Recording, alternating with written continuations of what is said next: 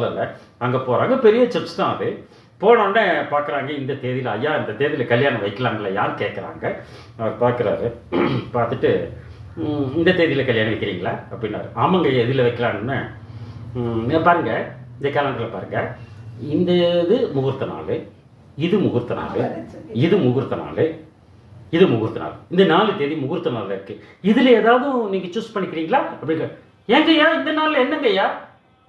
இதம்மா, இந்த தேதியில் வெய்யின்னு நீ சொல்லிடுவேன், நானும் எழுதிடுவேன், நானும் பில்லை போட்டுருவேன், நானும் டேட்டை குறிச்சிருவேன், நானும் எல்லாத்திட்டையும் சொல்லிடுவேன், அறிக்கையை வாச்சிருவேன். நாளைக்கு நீ வந்து ஐயா தேதி மாற்றி வச்சுக்கலாமான்னு கேட்ப. நீ இது நடந்தது, நான் தான் உன்கிட்ட சொல்றேன், நீ பார்க்க மாட்ட.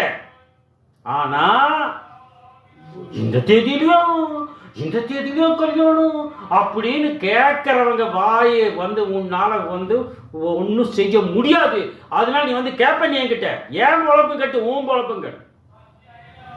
அவங்க என்ன சொல்லுவாங்க, அப்படியெல்லாம் முடியாதுங்க, நான் படிச்சிருக்கேங்க ஏசாயால, அதனால நீங்க எதுல வேணாலும் வைங்க, நான் சமாளிச்சுக்கிறேன் அப்படின்னு சொல்றவங்க எத்தனை பேர் இருப்பாங்க?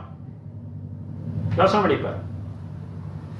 பொன் கிடைச்சாலும் புதன் கிடைக்காது என்று புதன்கிழமை வைக்கக்கூடியவர்களும் இன்றைக்கு அதிகமாக இருக்கார் என்பதை பார்க்கணும். ஜாக்கிரதையா இருக்கணும். இது நடக்கக்கூடிய உண்மை என்பதாக அந்த இடத்துல வந்து பார்க்கிறோம். இதுல என்ன நடக்குதுன்னு பார்த்தீங்கன்னா, கல்தேயர் வந்து, கல்தேயர்னா இந்த மாதிரி விஷயங்களை நம்மளை வந்து டைவர்ட் பண்றவங்க. அவங்க வந்து என்ன பண்ணிட்டாங்களாம், படிச்சிட்டிங்களா 17